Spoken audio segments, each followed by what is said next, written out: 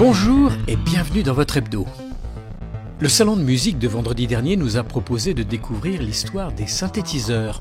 Dans l'auditorium Rameau de la Maison de la Musique, Armando Ballis nous a fait entendre le son mystérieux de quelques spécimens rares. Même si la neige n'est pas fréquente en région parisienne, nous avons déjà été confrontés par le passé à des épisodes neigeux.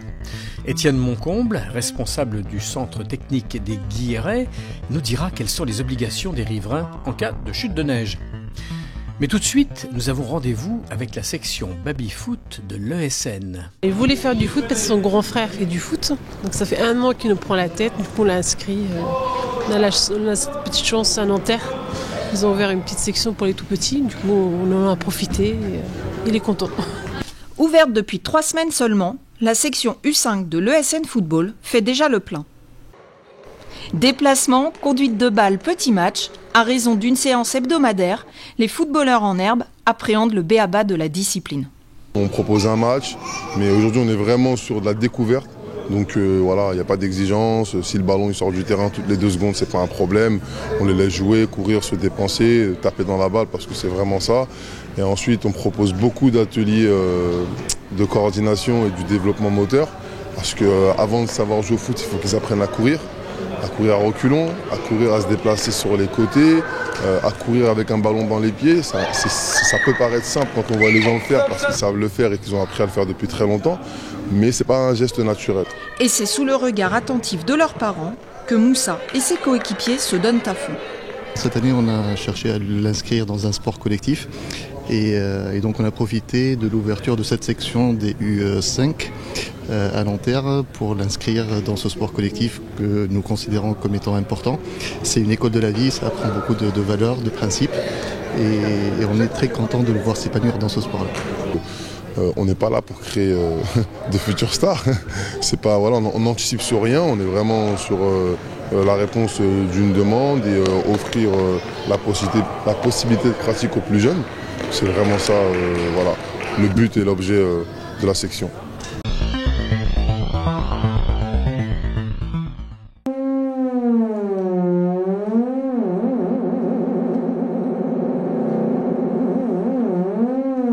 Comment fonctionnent les synthétiseurs ?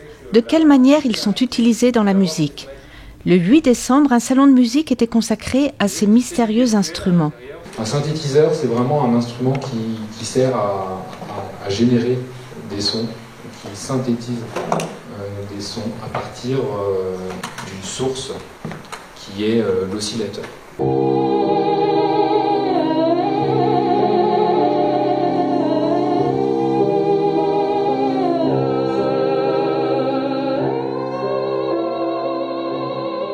L'idée, c'était aussi de montrer comment le synthétiseur peut être utilisé de différentes manières et puis à la fois que c'est un outil donc qui a une histoire, mais qui est aussi aujourd'hui très, très moderne et qui revient beaucoup sur la scène électro et parmi les jeunes musiciens.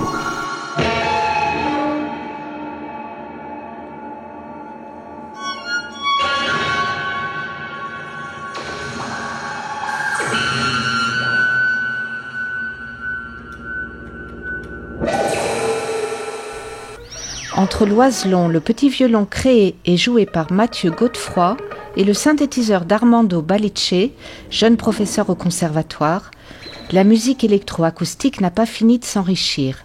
Alors la musique électroacoustique, elle est née dans les années, elle est née en 48, c'est Pierre Schaeffer qui en est l'inventeur. Et puis ensuite, elle s'est développée, donc on a entendu parler récemment de Pierre Henry.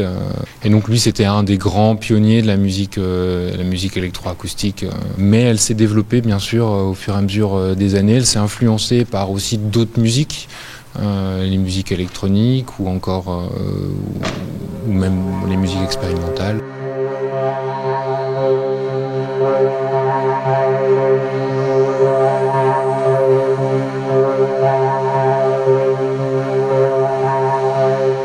C'est une soirée qui a été pensée en lien avec le projet que va créer Thierry Ballas à la Maison de la Musique qui s'appelle Cosmos 69.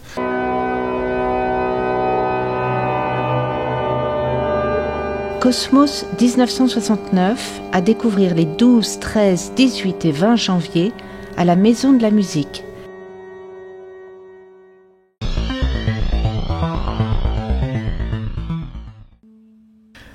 Dans le cadre de Ciné Patrimoine, le 14 décembre à 20h45, le 16 à 14h et le 17 à 18h30, le cinéma Les Lumières vous propose une version restaurée de L'Empire des Sens, un film de Nagisa Oshima de 1976.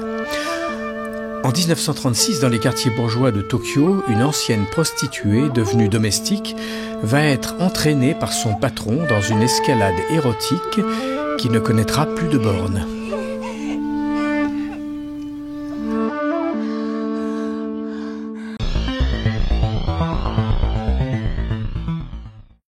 Retrouvez un ensemble d'artistes et créateurs nantériens pour des idées cadeaux de fin d'année.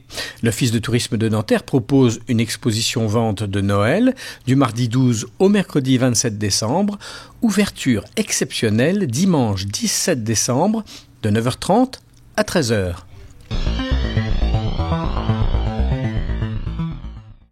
De nombreux stages sont proposés pendant les vacances scolaires pour les jeunes de 10 à 14 ans.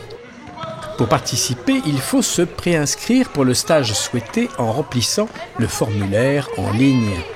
Finalisez l'inscription au Palais des Sports avant le mercredi 20 décembre 2017. Une fois inscrit, présentez-vous le premier jour du stage aux horaires et lieux de pratique en tenue adaptée. L'hiver est là avec bientôt peut-être les premières chutes de neige et le verglas. Quelles sont les obligations des riverains en matière de déblaiement? Réponse d'Étienne Moncomble, responsable du centre technique des Guillerets. En termes de sécurité d'usage sur l'espace public, chaque riverain, peu importe qu'il soit locataire ou propriétaire d'un bien, a obligation contractuellement de déneiger, de déverglacer sur une bande de 1,50 m le trottoir au droit de l'emprise de son logement. On peut effectivement gratter, donner un coup de balai et enlever les épaisseurs potentielles de neige et mettre du sel, y compris du sel complètement alimentaire. Et en parallèle, la ville de Nanterre, effectivement, assume sa propre responsabilité, notamment au titre du pouvoir de police de sécurité du maire, en déneigeant et en déverglaçant le réseau de routes, qu'il soit communal, départemental, avec des moyens et une stratégie locale. Aujourd'hui, la ville de Nanterre est équipée de 82 bacs à sel, un bac qui est hermétiquement clos avec un cadenas pour éviter effectivement les potentielles dégradations, qui comportent chacun entre 150 et 200 kg de sel en sac et qui sont utilisés prioritairement par les cantonniers de la ville, enfin les agents de la ville affectés à l'espace public, à la propreté de la ville, pour avoir un réseau de répartition et retrouver du sel à disposition pour saler son périmètre d'entretien.